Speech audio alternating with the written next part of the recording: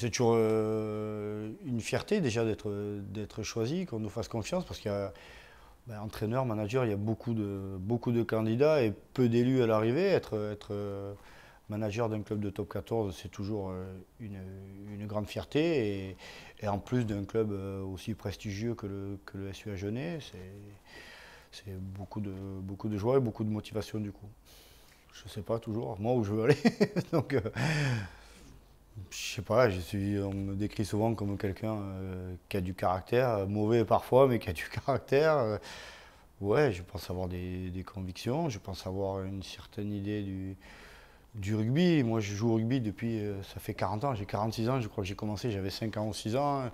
Je suis fils, petit-fils de joueur de rugby, fils d'entraîneur, petit-fils d'entraîneur, donc j'ai toujours été passionné de rugby et ça a toujours pris beaucoup de place dans mes réflexions. Je me suis toujours posé beaucoup de questions et j'essaye de transmettre cette passion du mieux possible. C'est dur de parler d'objectifs à long terme. L'objectif vraiment primordial pour le club, c'est de se maintenir. Ça fait 2 ans que le club se maintient. Le club, depuis une dizaine d'années, a connu déjà 3 descentes. Ça fait une dizaine d'années que le club vacille, je dirais, entre la Pro D2 et le top 14. Et il faut arriver à maintenir ce club, à le stabiliser en top 14. Ça, c'est le premier objectif, je dirais, à terme, en fin de saison. Mais il y a avant tout des objectifs à très court terme. Il y a eu une intégration de beaucoup de nouveaux joueurs. Moi, je dois apprendre à connaître le staff, les joueurs, les qualités des joueurs, et essayer de percevoir les points faibles, essayer de faire passer un nouveau message.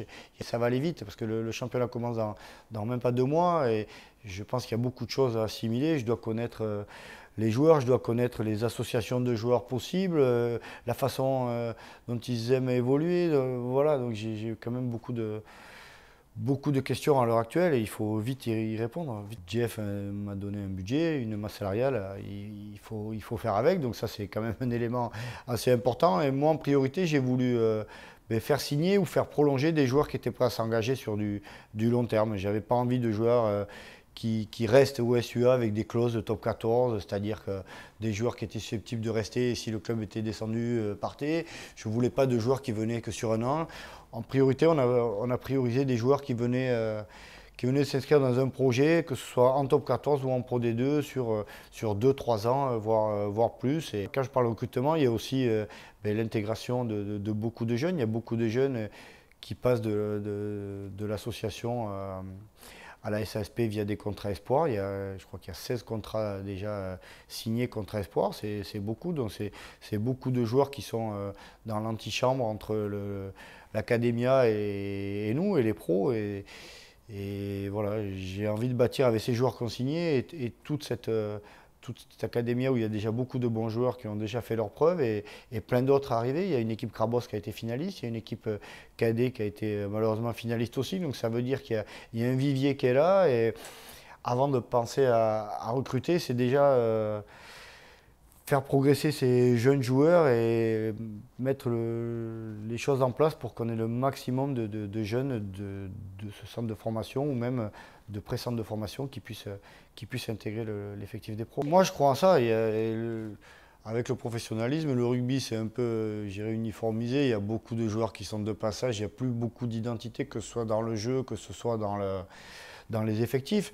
Moi, j'y crois et je crois encore que le public va être plus attaché à une équipe avec des joueurs du terroir, avec des joueurs qu'ils ont vu évoluer jeunes, qu'ils ont vu grandir. Moi, je crois à ça et il y a plein de bons exemples. Cette année, il y a Jesse qui a explosé aux yeux du grand public. C'est un joueur de Nérac, voilà, qui a fait ses écoles ici. Ça, c'est des bons exemples. Et moi, je crois en ça parce que je crois que le public a envie de s'identifier à des joueurs comme ça. Et je crois aussi que les cadets, les minimes, moi je crois qu'ils ont, et j'espère qu'ils vont vouloir s'identifier à des Jesse et rester et se dire que c'est à Agen qu'ils vont vouloir faire leur carrière.